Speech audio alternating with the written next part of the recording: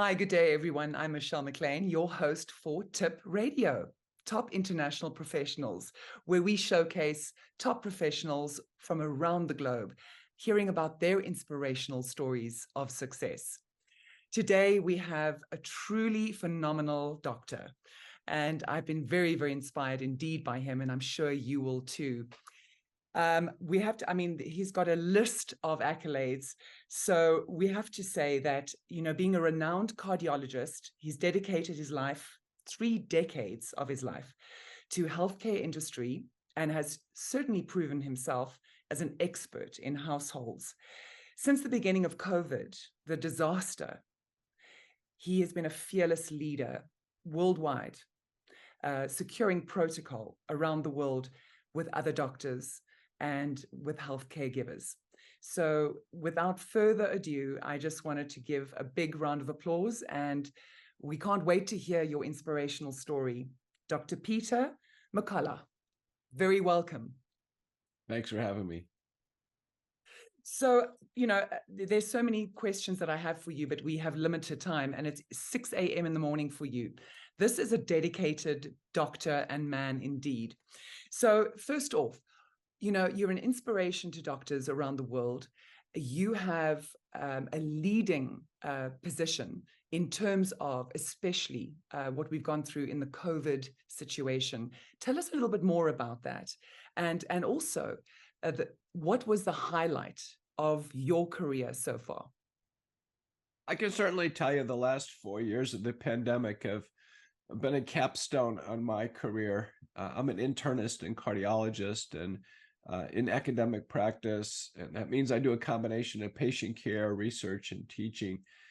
And prior to the pandemic, I was focused on the interface between heart and kidney disease, and had many important contributions over the course of my career in terms of in vitro diagnostics, clinical strategies, and randomized trials of therapeutics. But when COVID-19 hit, it really became the opportunity of a lifetime academically. And I saw so many immediate needs. I mean, patients were being hospitalized. When death occurred, it almost always occurred in the hospital. So we needed a strategy to treat patients early at home and prevent hospitalization and death. And shockingly, around the world, no government, no health system, no medical school actually came up with a protocol to be able to do that. To this day, they still don't have one. So in your country, your major hospital health system, they actually don't have an approach of how to treat the next patient. Now, fortunately, it's a very mild syndrome and very little treatments needed. But this early treatment of COVID-19 was a major opportunity. And it's still stunning to me that 4 years later, major institutions like in the United States, Harvard, Mayo Clinic, Yale, Duke University, they actually don't have a protocol. They don't have an approach. So that's very interesting because, I come from Namibia in Africa, and you would think that a first world country like the United States would be the leading country to set the trend for this kind of, approach to healthcare and to treat this pandemic. So what would you say are the next steps for you in terms of the progression? Now we know this has happened, it's real. But I hear you say in between, it wasn't as bad. The virus has mutated now. It's a very, very mild syndrome. It's indistinguishable from a common cold. And virtually every person in every country has had the virus now. So they have natural immunity. So the next round of the infection is very mild.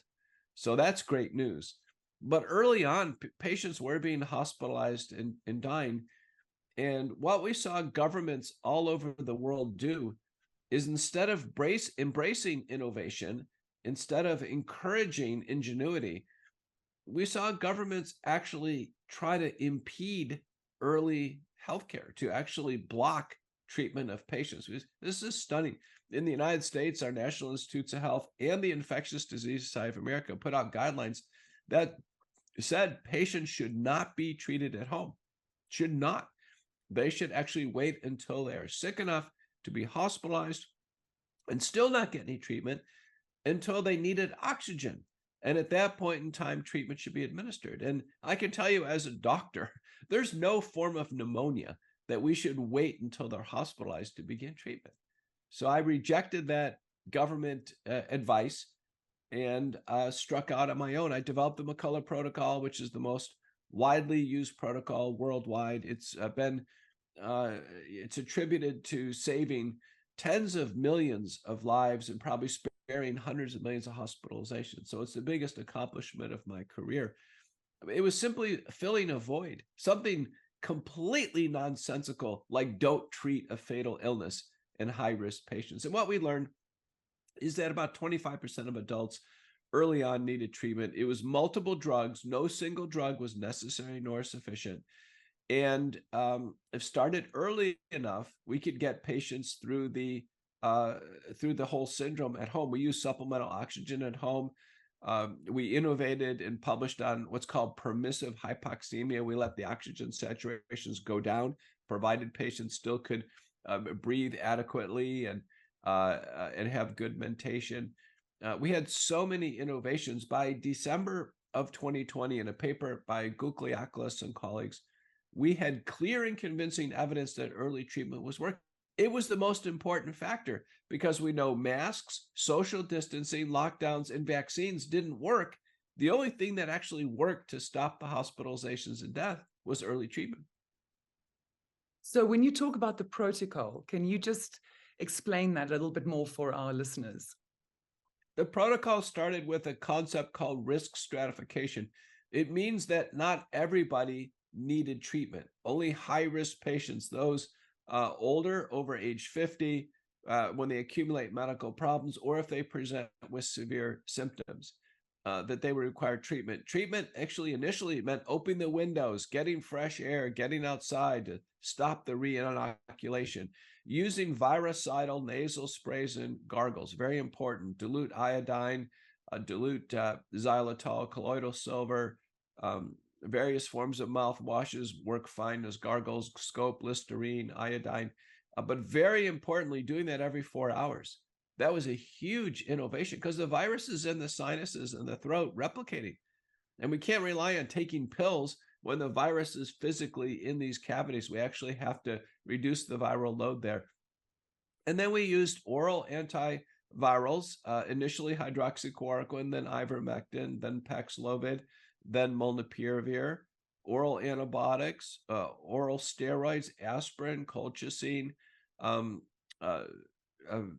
very importantly, blood thinners, subcutaneous enoxaparin and other drugs. And so it took about 4 to 6 drugs to get a very ill patient through the illness, including people in their 80s or 90s. But believe me, people would rather stay at home and get intensive treatment at home than be in the hospital where they couldn't see their loved ones. They'd be in isolation and they knew that people were dying in the hospital. United States, we have less than 4% of the world's population. We're number 1 in COVID deaths because we had such a low threshold to hospitalize patients. It wasn't needed. Wow, I mean, that just gives me goosebumps all over. So this whole philosophy, and it still amazes me. I mean, there's still people in Namibia that walk around with masks on outside in a perfectly fresh, I mean, we have the cleanest air in the world. And I see that in America. I live in Miami, so I see that all the time. I mean, how, I think the education of this whole process and the way forward and the way it's mutated, as you just said, it's going to be around forever. It's just mutated. How do we educate people to look after themselves? That's another great shortcoming. Do you know governments all over the world, health systems and medical schools never held public forums to educate people on what to do? Never.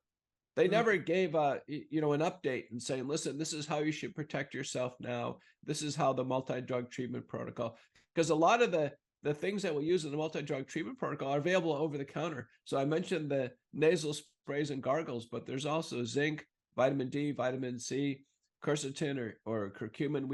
Those all have evidence base. There was never any education provided. To this day, The World Health Organization, all the public health agencies provide no guidance on what somebody should do when they get sick next. It's really stunning. It's a stunning lapse over the course of the 4 years. What we learned, and I published a book with best-selling author John Leake. It's called Courage to Face COVID-19. We think there was a giant lack of courage, physical courage, as well as intellectual courage. And everyone, facing this new menace wanted to basically be in the shadows and wait for governments or public health agencies to tell them what to do. And the agencies failed miserably at this. The agencies largely said, wear a mask, wait in lockdown, and wait to be saved by a vaccine. And it was a disastrous strategy. As you pointed out, masks don't work. There's been a Cochrane analysis of over 80 studies of masks. They're completely useless. Even our CDC says just wear them in the hospital when we're facing somebody in respiratory droplet spread, so we don't need to wear them at home. We know that the lockdowns didn't work because there's multiple papers demonstrating that the only people who needed to stay away from others are those acutely sick and contagious. So it was ridiculous to isolate people who weren't sick. And then lastly, the vaccines failed miserably. So, the public health agency response couldn't be worse, actually. If we had no public health agencies, no governments, and doctors just did what they thought was right based on their intuition and the skill and the art of medicine, we would have saved more lives. That is a really insightful, perspective, knowing your background and all the research you've done. And, as we're talking about the lack of education or the lack of taking the knowledge out there to the layman.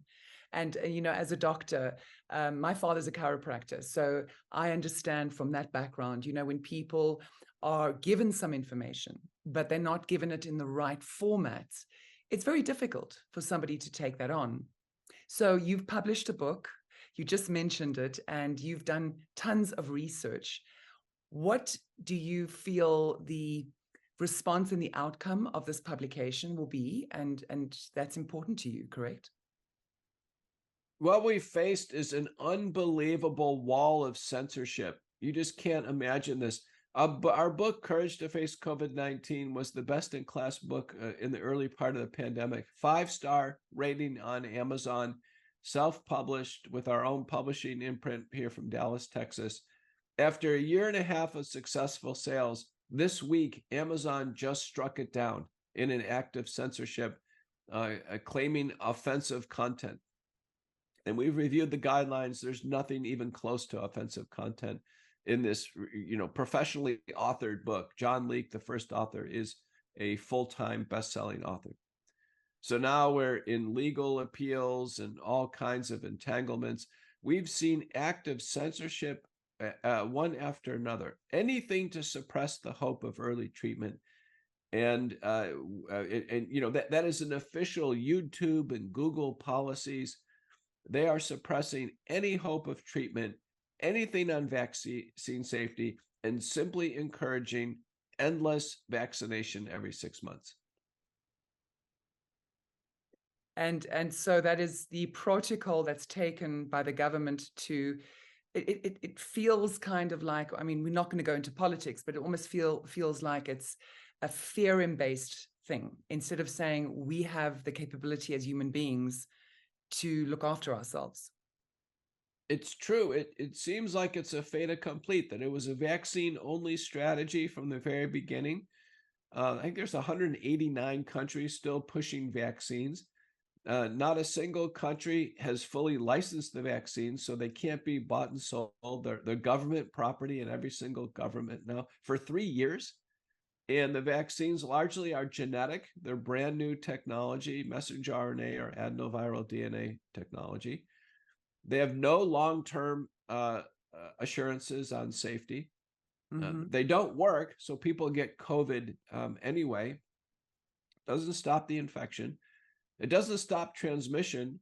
Our CDC director came out in the summer of 2021 said that perfectly fully vaccinated people are giving it to each other, so it doesn't stop transmission. And there's been no randomized trial in any vaccine showing it reduces severity, it reduces hospitalization and death. It doesn't do that. So the vaccines have no clinical benefit. And what we've learned is they're associated with record injuries, disabilities, and deaths, unlike any other product we've ever seen.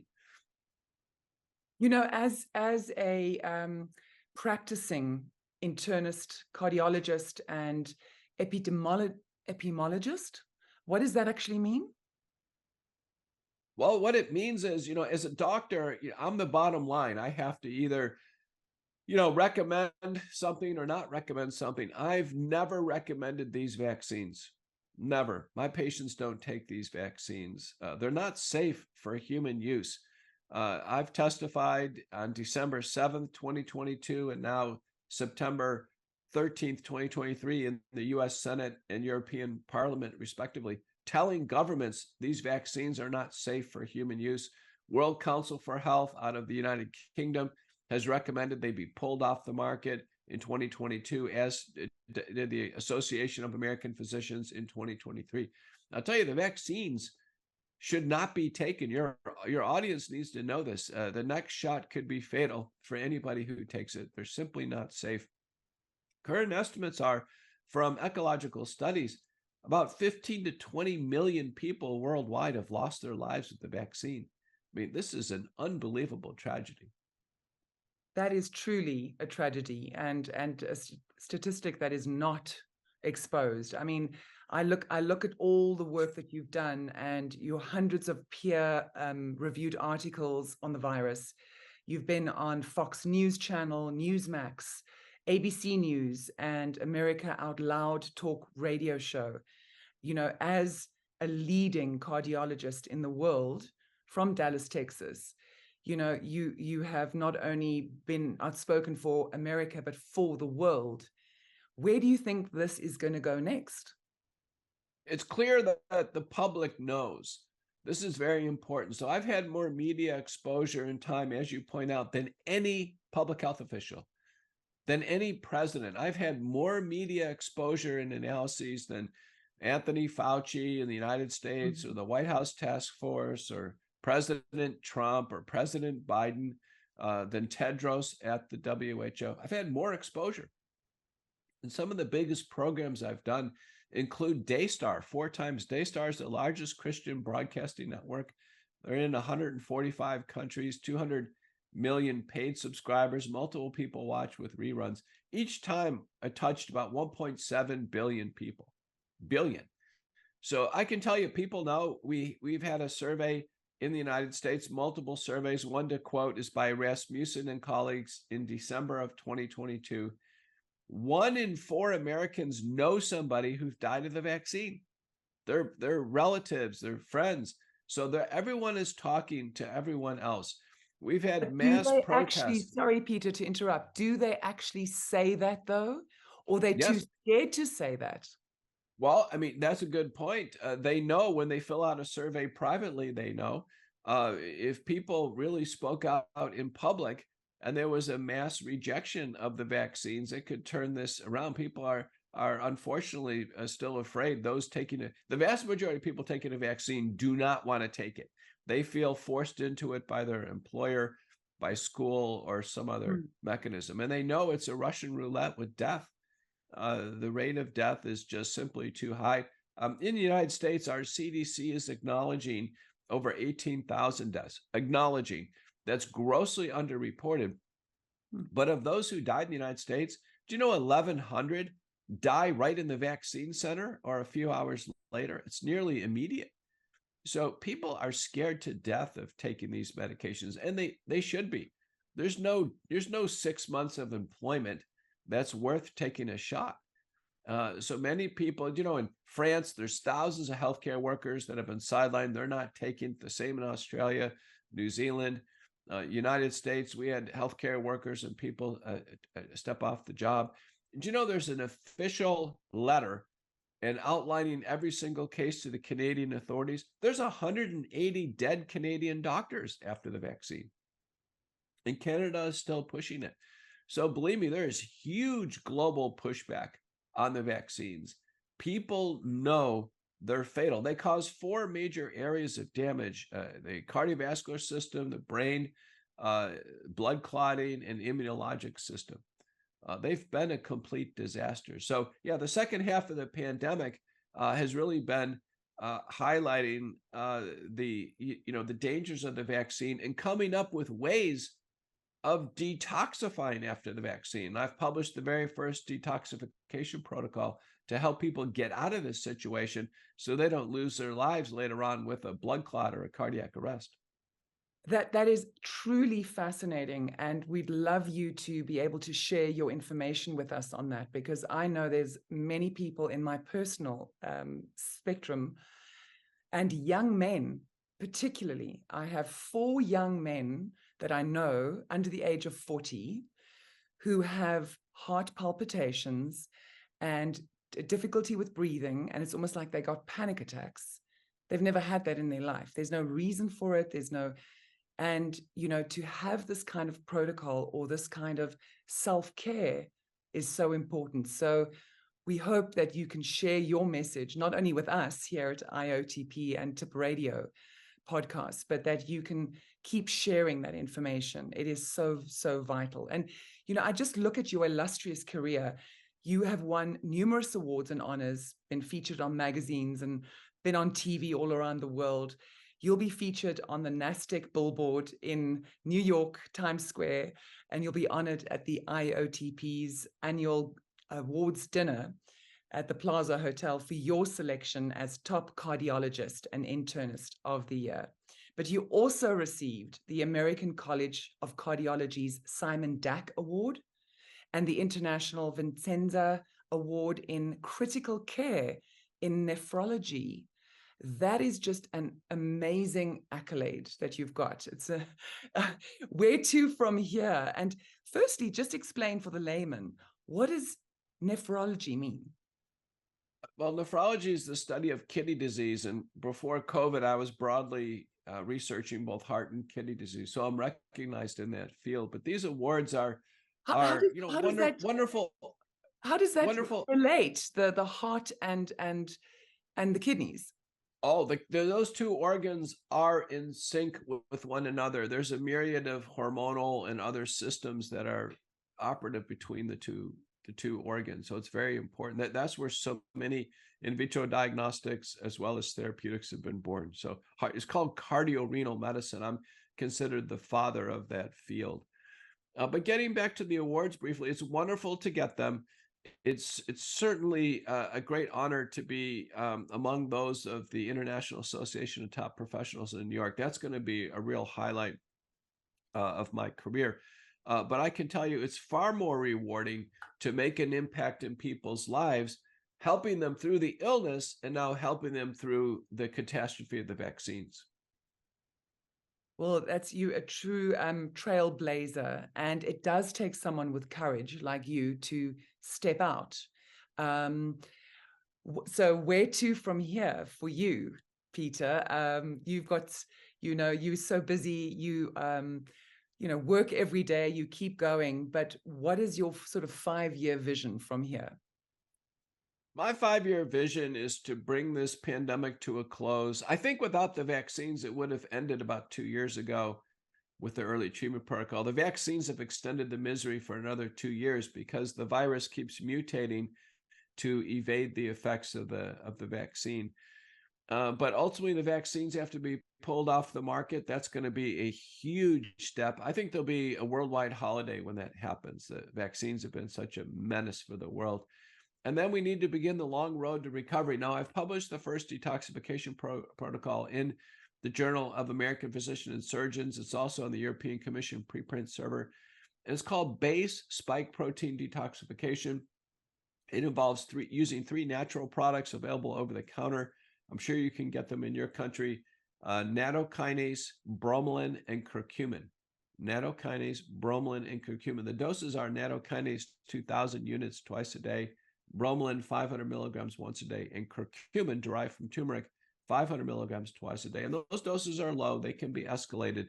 It takes anywhere from 3 to 12 months to degrade the spike protein. The spike protein accumulates in the body after multiple infections and certainly after taking vaccines every 6 months. The spike protein is not dissolved by human enzymes. So it must be dissolved by these external capsules that are taken. But fortunately, we've developed this. We've had a lot of experience in our clinic.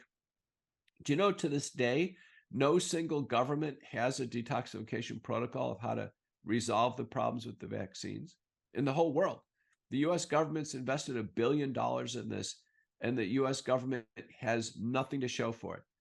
No suggested protocol, no new drug, nothing to help people who are suffering from the vaccine. So again, I've stepped up and filled a void. I'm working with a small number of collaborators all over the world. I want to recognize down in your part of the world, Dr. Sankarat Chetty from Durban, South Africa. He's been a real leader in early treatment. He was one of the first who showed us we could treat COVID without hydroxychloroquine or ivermectin. That was a huge step. In your area, Dr. Jackie Stone in Zimbabwe. Jackie's shown that we can treat hypoxemic patients at home. The low oxygen saturation should not be a trigger alone for hospitalization. So it's been a team effort all over the world, but it's very important. People now know they cannot look to governments or public health agencies for answers in a crisis. They need to look to doctors and people with courage, innovators, to help the world get through a crisis. Do you know, throughout history, the answer has never come from the orthodoxy. Mm-hmm. You know, in a public health crisis, the answers never come from Harvard or Duke or University of Michigan or, McGill University. Never. The innovations always come from the community and individuals who are, in a sense, mavericks. I guess I'm an intellectual maverick. Well, that is truly inspirational because, as you said, so there's a first world approach to the vaccines, and then there's a third world approach. And certainly coming from Africa, the approach was always very, very skeptical about a vaccine. And so the majority of the ethnic tribes, especially in Namibia, we couldn't force them to actually have the vaccine because they felt intrinsically that something was put in their body that they didn't need. They're fatalistic. So I get sick and I might die. And obviously there's many different ways, to treat different diseases.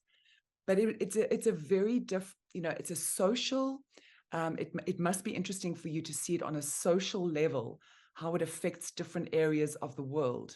And as you say, the answers actually come from the human being saying, I'm trusting my thought process about this. How do you translate that into the Western world? Oh, that's such a fascinating, I'm so happy to hear that. I've talked with doctors all over the world. In Southeast Asia, it's the same thing. And there were so many ways to get through the illness using, aromatic substances, poultices, vapors, anything that could kind of settle down the patient and help them get through the illness with gas exchange and respiration. So that's inspiring. The tribes of Namibia, they had the right idea. Don't trust a brand new genetic technology that's never been used before with no assurances on long-term safety. When the messenger RNA vaccines came out, there's no information on how they're going to get out of the body, how long they're going to last. And they code for the lethal part of the virus. They code for the spike protein. So the idea of injecting foreign genetic code that was for a spike protein devised in a biosecurity lab in Wuhan, China, with no knowledge on how it's going to get out of the body or how long it's going to last. It was a gamble of a lifetime. I published an op-ed in The Hill, a widely read journal for the House, the Senate, and the White House of the United States in August of 2020. I said, this is a gamble. This is a great gamble. It looks like the people around the world read it, and the tribes made the right decision. They're much safer without taking any vaccines. What's the percent overall, do you think, of the ethnic tribes and then the various populations in your country who took the shot? We had statistics initially, and I have to say to you, I got the different viruses, so the Delta and I got it 3 times. And I can proudly say I did not get the vaccine. Good. But in our country, they were really struggling so much. I think it was even less than 5%. got the Oh, that's in my terrific. Is country. that everybody or just the tribes? No, actually, we are almost 90% ethnic tribes. So, Hmm. you know, your colonialized people in Namibia, or the westernized people, that we live very isolated in small urban areas, whereas the mass of the population live in rural areas. And they would go to their witch doctors and their home doctors and rely on natural herbs. And yes, there were fatalities, of course. And then the naysayers will say, oh, well, see, that's why, because you didn't take it. But I reckon, and I've seen over the last couple of years, that our country is actually quite strong and the immune systems are quite strong, despite poverty and not having, you know, good nutrition. So, you know, so I'm, you know, we all have our stance, and we can't always have a platform to speak this. But, you know, coming from a naturopath background, my father being a chiropractor, we never had medication as a child. I had a natural home birth. You know, it's that kind of mindset. Like, you have the power to actually do something about your body. Obviously, if there's a fatal accident or a shooting or anything like that, there's, you know, you can't heal something like that. But so I love the fact that you bring back to the world that we actually all have power, a lot of power, in what we decide and what we choose to do. So that is wonderful. Well, you know why that's important, Michelle, is because at the WHO, Tedros, Bill Gates, uh, Anthony Fauci in the United States, and vaccine promoter Peter Hotez in Baylor College of Medicine, Houston, they're all predicting another pandemic with great enthusiasm. They're predicting this pandemic. They say it's going to be way worse than COVID. So what we know is that there are biolabs all over the world working on developing more contagious viruses that are more serious. It's part of a biological threat program developed where they try to develop a threat and then an answer, monoclonal antibodies and vaccines. Peter Daszak of the EcoHealth Alliance, an NGO that's shuttling U.S. research to China and to Singapore currently, aspires to have dozens and dozens of these very contagious and lethal viruses. You know, so yeah, there's going to be another pandemic, sure, because the world seems to be in the business of contagious viruses and vaccines. The Gates Foundation with the World Economic Forum formed CEPI, the Coalition for Epidemic Preparedness and Innovation. They say their business plan in 2017 says there'll be a series of pandemics and there'll be one answer for each one of them: mass vaccination. So that was already established in 2017. It's true. Believe it or not, our U.S. military in 2012, DARPA, the research unit, still on their website today, has a program called the ADEPT P3 program. 2012. It says we will end pandemics in 60 days with messenger RNA.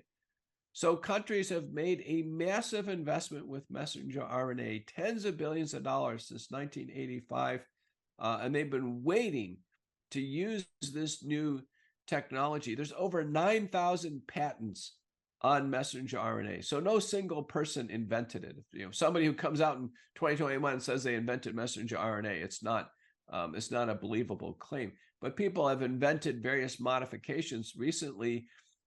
Carrico and Weissman from Penn University in the United States, they actually won the Nobel Prize for a modification of messenger RNA that makes it indestructible. So ironically, that's what makes it so dangerous. We can't shut off production of the lethal spike protein. So, we have a situation where the Nobel Prize has been given to, the development of a disaster. And this is not the first time. By the way, Alfred Nobel himself, he invented dynamite, which was used during wars and actually to great harm. And after him, Haber won the Nobel Prize for chlorine gas. That was used in the gas chambers in Germany, World War I and II.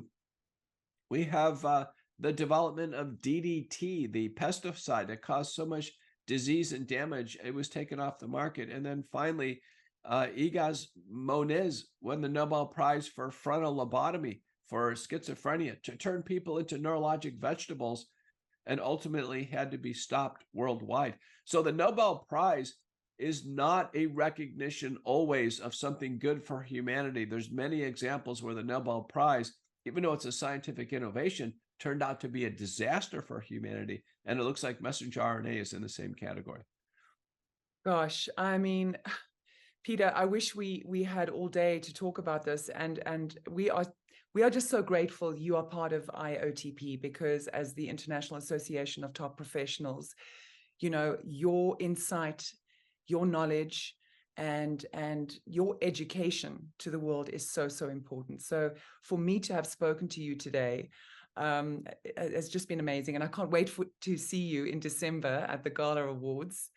And I will certainly share your message with everybody I know, because you know, education for everyone, they have to be educated. And we're as lay people, we don't know what's going on. I mean, that just brings me to the final question, is what happened to the doctor's oath? What is that called again? It's called the Hippocratic Oath. And sadly, doctors walked away from that oath. The Hippocratic Oath says, above all, do no harm, and doctors are committed to preserving life and fighting disease. And in COVID-19, doctors walked away. They didn't preserve life. They didn't try to treat the illness early. They let patients become hospitalized and die.